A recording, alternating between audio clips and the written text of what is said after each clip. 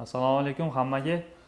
Bugungi video obzorimizda TVT brendiga tegishli bo'lgan 31-seriyadagi Enver va eng oddiy TVTni 2 megapikselli plastmas korpusli kamerasida ham обнаружение лицо, ya'ni inson yuzini aniqlab rasmga olish funksiyasini ko'rib o'tamiz sizlar bilan.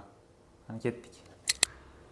Обнаружение лицо, ya'ni inson yuzini aniqlab uni rasmga olish funksiyasini yoqishda bizga qimmat bo'lgan yoki o'sha funksiyaga ega bo'lgan kamera bo'lishi shart emas. Bizda TVTdagi eng arzon kameramiz, ya'ni 9420 plastmas korpusdagi kameramiz va 9461, ya'ni temir metal korpusdagi 6 megapikselli kameramiz. Ikkalasida ham ko'rib chiqamiz. Bu yerda kameraning xarakteristikasi bo'yicha rasmga olish funksiyasi yo'q, ya'ni face capture deydi angliyskida. Unaqa funksiyasi yo'q bo'lgan kamerada 31-seriyadagi Enver'imiz orqali bu funksiyani kamerada поддержка qilish jarayonini ko'rib chiqamiz. Enver'ga ikkala kameramizni qo'shib olganmiz. Настройкада kameramizni modellarini ko'rsatib o'tamiz. Добавленный kameralar 9420 va 9461 kameralarimiz sechi turibdi. Xo'p. Bu funksiyalarni yoqish uchun biz birinchi настройки bo'limiga o'tamiz va и события, искусственный интеллект события bo'limida birinchi bo'lib обнаружение лицоda ikkala kameramizni ham обнаружение лицо funksiyasini yoqib olamiz.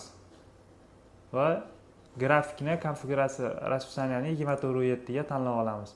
Mana ko'rib turibsizki, eng oddiy kamerada ham resurs искусственный intellekt, ya'ni sun'iy intellekt resursini 50% dan beradi. Bu degani 3008 Enver'imizda ikkita kamerani xuddi shunaqa обнаружение лицо funksiyasini yoqishimiz mumkin, ya'ni 50% dan 100% ikkita kamerani поддерживать qiladi. Agar face capture, ya'ni o'zini именно shu funksiyaga moslashgan kamerasi bo'ladigan bo'lsa, bu resurs kamayadi, ya'ni ko'proq kamera qo'sha olishimiz mumkin. Boshqa 3108 Enver bo'ladigan bo'lsa, ikkita kamera qo'shganimizdan keyin qolgan 6 ta kamerani oddiy наблюдение uchun qo'shib ishlatishimiz mumkin bo'ladi. Bu faqat обнаружение лицо uchun ishlatiladigan funksiya. Hop. Birinchi kameramizni yoqib oldik, endi ikkinchisini yoqamiz.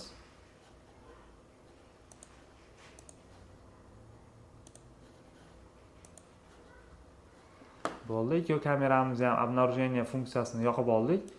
Endi события bo'limiga o'tamizda, bu yerda вторжение bo'limidagi включить обнаружение IPC ni yoqishimiz kerak bo'ladi. Yoqamiz.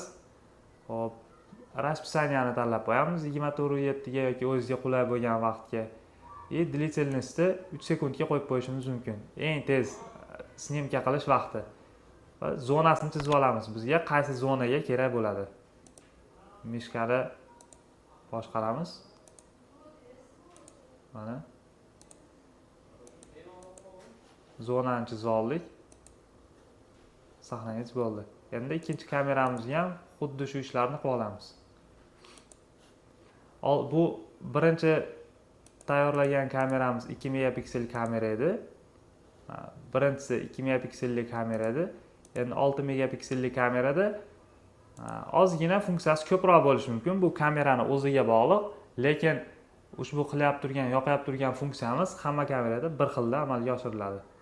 Обнаружение. Hop, 3 sekundga qo'ydik va zonani chizib olamiz.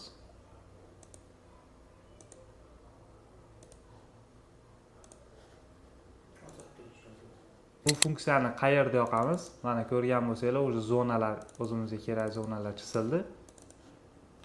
O'ng tomonda tepa burchakda kamera, gruppa kamera, redaktor ekrani, shuni oxirida определение цели degan joyi bor. Mana ikkala kameramiz ham teng snimka qilishni boshladi. Ko'rishingiz mumkin. 1631 va 1631 tinni holatda rasmga olib beradi. Azizlar, mana ko'rib turganingizdek, TVT brendidagi eng oddiy, eng quyi segmentdagi budjetli kameralarda ham обнаружение лицо funksiyasini yoqishni ko'rsatib o'tdim. Keyingi videolarimizda xuddi shu eng oddiy, eng pastki segmentdagi kameramiz bilan faqat 31-seriyada emas, 33-seriyada mana shu kameralarimizda litso распознавание, ya'ni face recognition funksiyasini ham yoqishni ko'rsatib o'tamiz keyingi videolarimizda. Sizlarga yangiliklarni ulashishdan mamnunmiz.